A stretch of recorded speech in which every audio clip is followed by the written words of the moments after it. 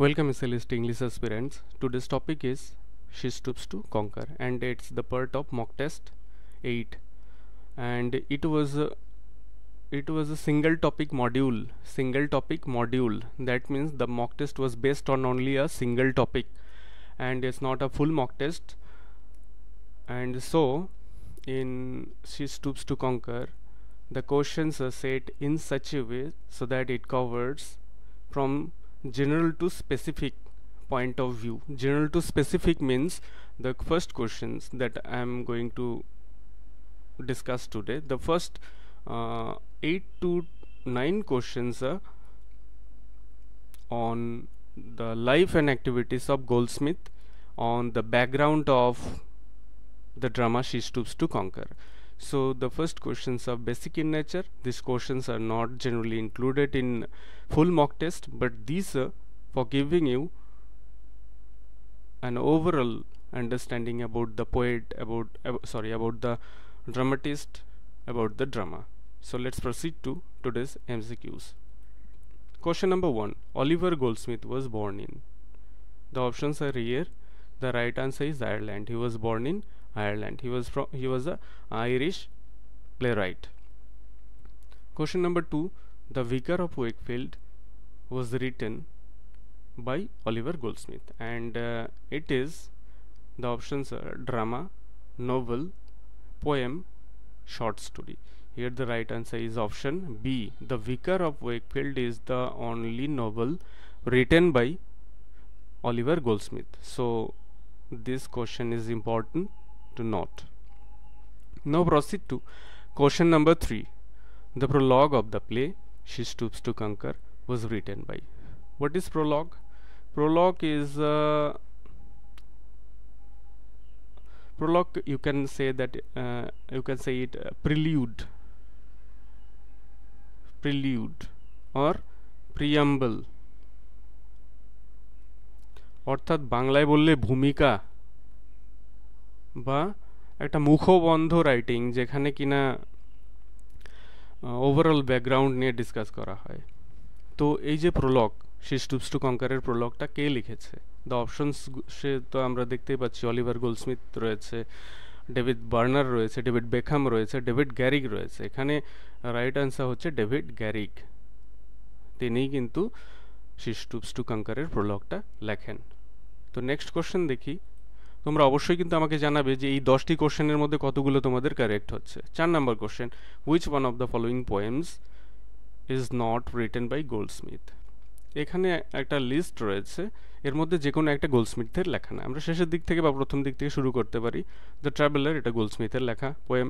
Elegy on the death of A mad dog, এটাও তারই লেখা। দ্য ডেজার্টেড ভিলেজ, এটাও কিন্তু গোল্ডস্মিথের লেখা। So here the right answer is the journey is not written by Goldsmith. Here the right answer is option A or the first option. Next, তোমরা জানবে যে আমি গ্রামারে 1 জুলাই থেকে গ্রামারের উপর আমি একটি মক টেস্ট শুরু করতে যাচ্ছি, যেটা কিনা টিল এক্সাম চলবে। টিল এক্সাম পর্যন্ত এই মক টেস্টগুলো, this mock test will continue. And সপ্তাহে 2 দিন, সানডে আর ওয়েনেসডে, এই 2 দিনগুলোতে সন্ধ্যা 7টায় কিন্তু লাইভ মক টেস্ট নিব এবং তারপর ডিটেলড অ্যানালিসিস দিয়ে দিব। এবং এই মক টেস্টগুলো চলবে ততদিন পর্যন্ত, এবং এখানে কোনো মান্থলি ফিস দিতে হবে না, নো ফিস, কোনো মান্থলি ফিস দিতে হবে না। এবং এই মক টেস্টগুলো চলবে এক্সাম পর্যন্ত। সেই এক্সাম 3 মাস পরেই হোক, 6 মান্থস পরেই হোক, আর 10 মান্থস পরেই হোক, এই মক টেস্ট সিরিজগুলো কিন্তু চলতেই থাকবে। কিন্তু শুধুমাত্র যাতে সিরিয়াস অ্যাসপিরেন্টসরাই এখানে পার্টিসিপেট করে, তার জন্য 99-এর আমি একটা এন্ট্রি ফিস রেখেছি বা পাস রেখেছি। এই এন্ট্রি ফিস দিয়েই কিন্তু এন্টার করতে হবে এই মক টেস্ট সিরিজে।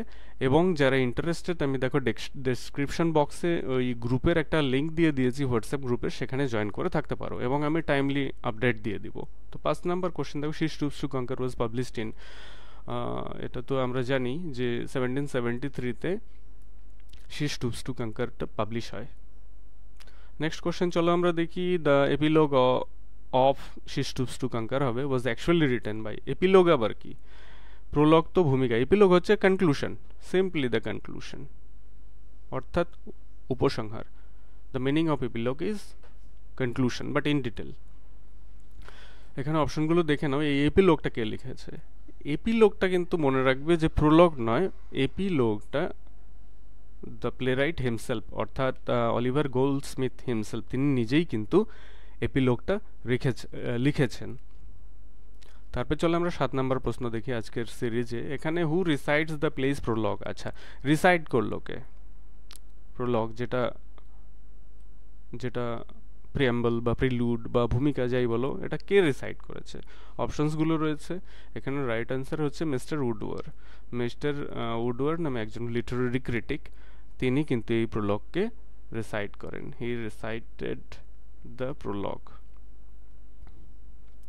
চলো আমরা কোশ্চেন নাম্বার 8-এ চলে যাই, দেখি এক্স্যাক্টলি কি রয়েছে এখানে। হু ডিসকভার্স টনিস লাই ফার্স্ট।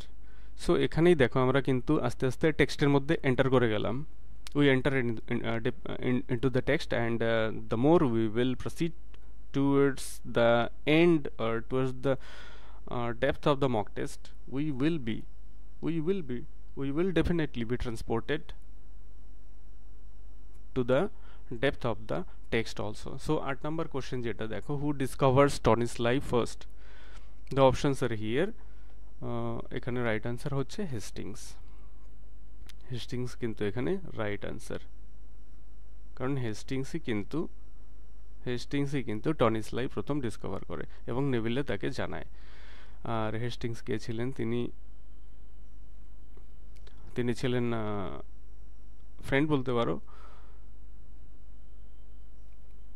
মার্লোর ফ্রেন্ড ছিল। এটা basic question. What does Hardcastle expect to find in Marlow? এখানে অপশনগুলো রয়েছে। হার্ডক্যাসল কি এক্সপেক্ট করেছেন মার্লোর মধ্যে? অপশনস রয়েছে মডেস্টি, এলোকোয়েন্স, ইম্পুডেন্স, ইন্টেলিজেন্স। এখানে রাইট অ্যান্সার কিন্তু এ ডি, অর্থাৎ প্রথম এবং শেষ দুটোই কিন্তু ঠিক উত্তর। তাই modesty, intelligence, this are the specific characteristic features that mister Hardcastle expected to find in Marlowe.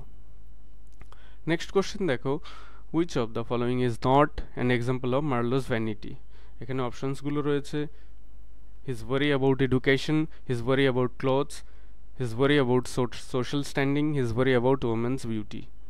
So এখানে রাইট আনসার হচ্ছে undoubtedly his worry about education.